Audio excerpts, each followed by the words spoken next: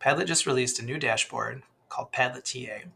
This dashboard is like a combination of a tool like Magic School, which is a collection of AI-powered tools for teachers and students, and a platform like classroomscreen.com, which is kind of like a homepage full of helpful widgets that the teacher can use while instructing.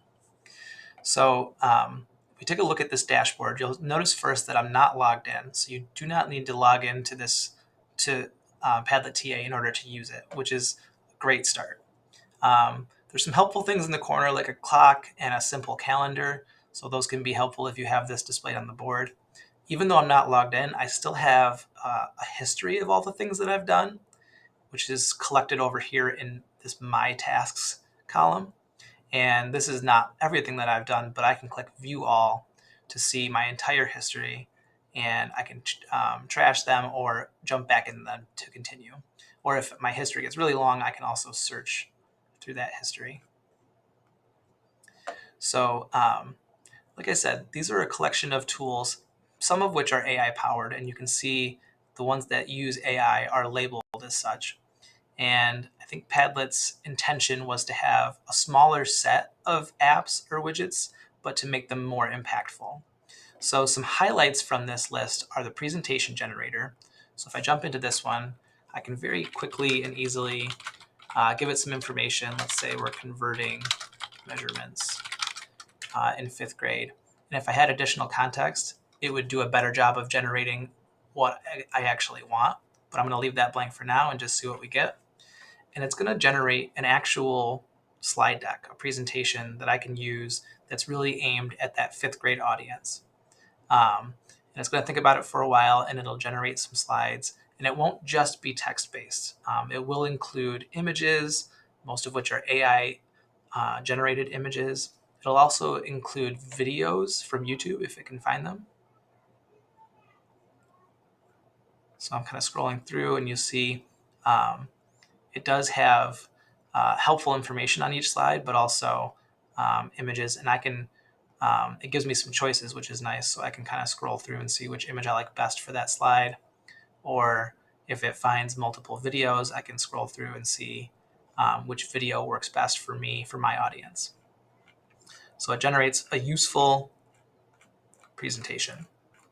And once I decide that I like that, now I can't really edit the content of this presentation here, but I kind of export to Google Slides where I would be able to edit all the text of those slides. So if I needed to make some small changes, that would be easy. I can also export it to a PDF if I haven't connected to my Google account. So the presentation tool is very handy. The AI image generator is also really good.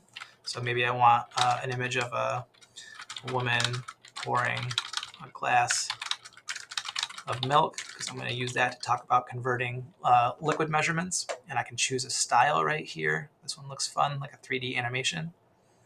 And it will think about it for a little while, and it will generate, based on my text input and the style that I chose, it'll give me 4 options of images to choose from. And then if I don't like those, I can always come back and change my description. Usually with these AI-powered tools, the more descriptive, the more likely you'll get what you're looking for, get what you want.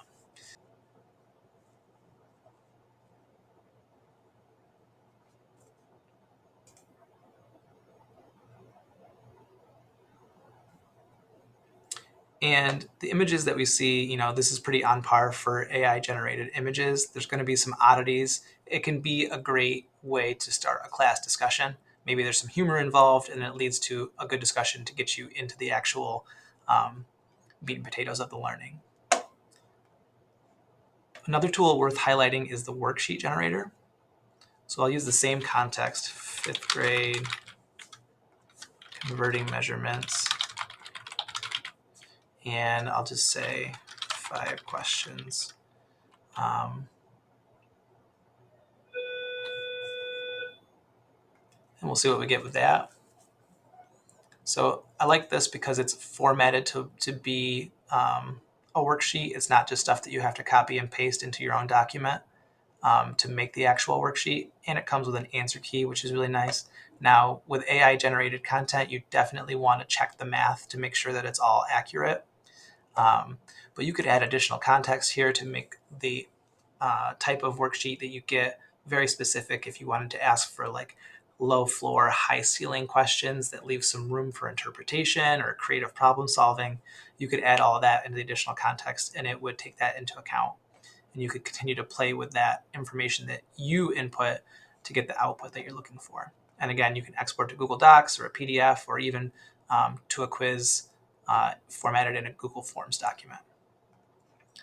Very easy, very quick way to generate some usable instructional materials.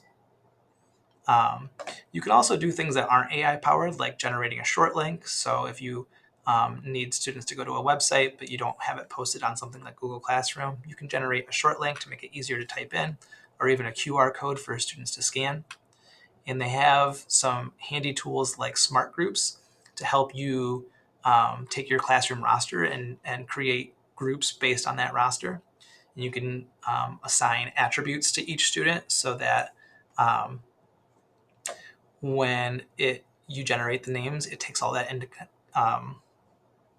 consideration. So if we just look at this example, we have our student names and attributes, and then context for the types of groups that we get, and any additional context, mix students with different strengths in each group, put Alfie and Elia in the same group. So it's nice that you can kind of use a conversational style to direct the tool how to set up your groups.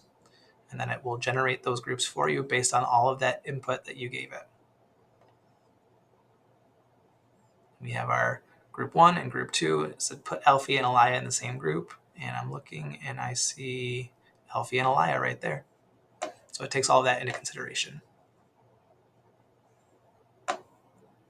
So this is Padlet TA, very handy little website that doesn't require a lot to get going with and provides quality output.